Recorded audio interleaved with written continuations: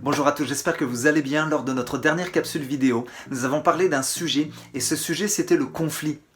On a tous fait face au moins une fois dans nos vies à des dissensions, à des désaccords avec quelqu'un. Ça peut être notre voisin, ça peut être notre collègue de travail, un membre de notre famille, notre épouse ou notre mari. Mais la bonne nouvelle, c'est que la parole de Dieu nous donne des pistes afin de faire face aux conflits dans nos vies. Et on avait regardé à la gestion de conflits et on s'était arrêté sur ce dernier point. Nous avons besoin, lorsque nous avons clashé avec quelqu'un, pendant le clash ou même après le clash, nous avons besoin de regarder à notre modèle parfait de résolution de conflits qui est bien sûr Jésus-Christ. Vous savez, Jésus a connu des tensions. Jésus a été critiqué, ça n'a pas toujours été évident lors de son ministère, mais pourtant alors qu'on l'a mis sur une croix et qu'il y avait de l'opposition, Jésus, malgré cela, a dit « Père, pardonne-leur car ils ne savent ce qu'ils font ». Et vous savez, souvent quand on a des conflits, on a des combats intérieurs, notamment avec le manque de pardon, avec la rancœur, parce qu'on a été blessé tout simplement. Mais Jésus veut nous inviter par son modèle, par son exemple, à vivre dans une culture de pardon, parce que lorsqu'on apprend à pardonner, on apprend à relâcher l'offense. Lorsqu'on apprend à pardonner, il y a une véritable libération.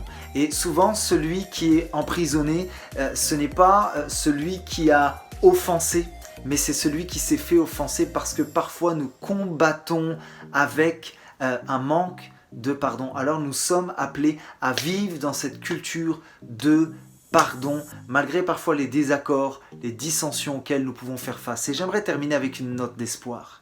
J'aimerais vous dire ceci, nous avons besoin de garder toujours la main tendue. Vous savez, on pourrait croire que l'apôtre Paul, il a tourné la page parce qu'il y avait une dissension assez virulente avec Barnabas. Rappelez-vous, c'était son collaborateur. Ils avaient exercé le ministère pendant leur premier voyage missionnaire. Et Jean-Marc, qui était le cousin de Barnabas, les a accompagnés. Mais Jean-Marc les avait abandonnés. Et cela avait quelque part déçu l'apôtre Paul. Et lorsqu'ils ont voulu repartir pour le deuxième voyage missionnaire, Barnabas avait demandé à Paul d'emmener Jean-Marc, son cousin, avec eux. Mais comme Paul n'avait plus confiance en lui, ils se sont clashés, il y a eu un désaccord et finalement chacun est parti de son côté. Mais rappelez-vous que Dieu a permis que Paul ait une écharde dans la chair. Et cette écharde a été permise de Dieu pour qu'il puisse rester dans l'humilité et que son cœur ne s'endurcisse pas. Alors Paul a appris à marcher en étant doux et humble de cœur. Et lorsqu'on marche avec humilité, alors il est plus facile, avec la grâce de Dieu, de tendre la main à nouveau, même lorsqu'on a été déçu par quelqu'un. Et j'ai fait quelques études dans la parole de Dieu et il semblerait que malgré ce conflit, Barnabas et œuvrer à nouveau avec l'apôtre Paul à Corinthe. C'est cité dans 1 Corinthiens 9,6. Paul va évoquer le nom de Barnabas et là ils sont dans leur deuxième voyage missionnaire. Vous savez que la séparation s'est faite à peu près en 50 après Jésus-Christ, mais pendant le deuxième voyage missionnaire, alors que Paul a été un moment à Corinthe, ça se trouvait entre 51 et 53 après Jésus-Christ. Donc ça déjà c'est une bonne nouvelle, mais allons plus loin parce que dans Colossiens 4,10, voici ce que Paul dira. Vous avez les salutations d'Aristarque, mon compagnon de prison, et du cousin de Barnabas, Marc, au sujet duquel vous avez reçu mes instructions. S'il vient vous voir, faites-lui bon accueil. Malgré que Paul ait été déçu par Jean-Marc, il ne va pas le critiquer, il ne va pas le mépriser, il ne va pas soulever des foules contre lui, mais il va dire aux gens, à ses frères et sœurs, faites-lui bon accueil. Et c'est ce que Dieu nous appelle à faire avec l'aide de son esprit. Mais regardez comment la parole de Dieu est extraordinaire, comment Dieu fait bien les choses. Parce qu'à la fin de sa vie, Paul va écrire à Timothée, qui est son fils spirituel dans la foi. Et voici ce qu'il dira. « Efforce-toi de venir me rejoindre dès que possible, car Démas m'a abandonné. » Voyez-vous, à plusieurs reprises, Paul a été abandonné par différentes personnes. Il a aimé le monde présent et il est parti pour Thessalonique. Crescens s'est rendu en Galatie, Tite en Dalmatie. Et il dira « Seul Luc est encore avec moi. Prends, et là il va dire, prends qui? Prends Marc. Prends Jean-Marc et amène-le avec toi. Pourquoi? Car il m'est très utile pour mon ministère. C'est juste incroyable.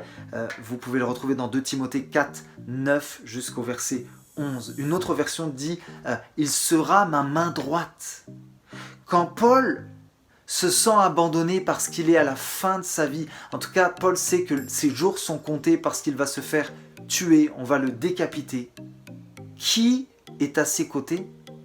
Celui qui des années avant l'avait abandonné, Jean-Marc. Celui qui n'était pas fiable est devenu quelqu'un de fiable, quelqu'un qui était un soutien pour Paul. Et probablement que Jean-Marc va rester aux côtés de Paul jusqu'à ses derniers jours.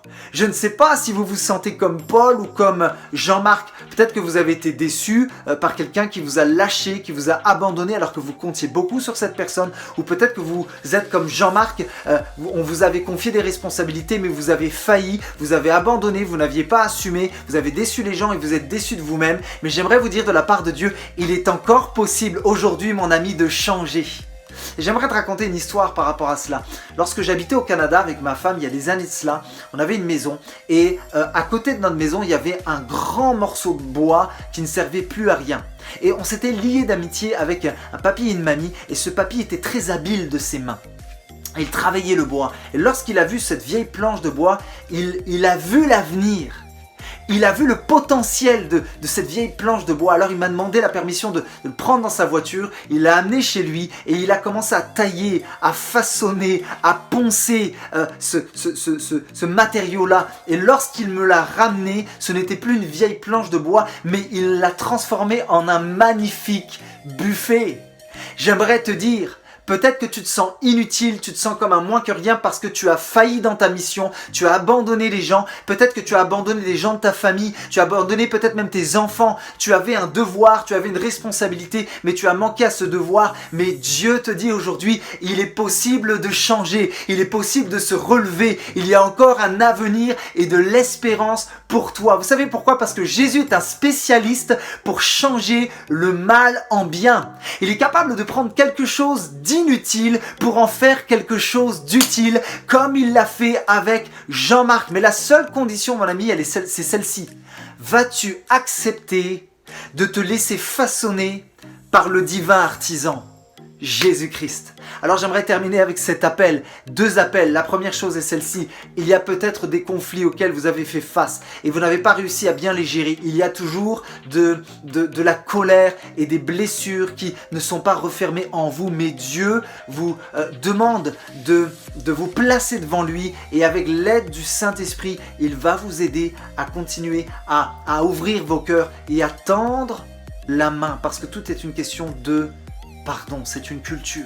Il est temps, mes amis, de ne plus fuir, et de régler ces conflits qui vous pèsent tellement. Et deuxièmement, vous avez senti peut-être que vous étiez inutile à cause des fautes que vous avez pu commettre, des erreurs, vous avez déçu des gens et vous vous êtes déçu vous-même. Mais Dieu vous dit, je n'en ai pas fini avec toi. Alors j'espère que cette parole va résonner dans vos cœurs. Je crois que l'Esprit de Dieu va faire son œuvre en vous. Le pardon est encore possible.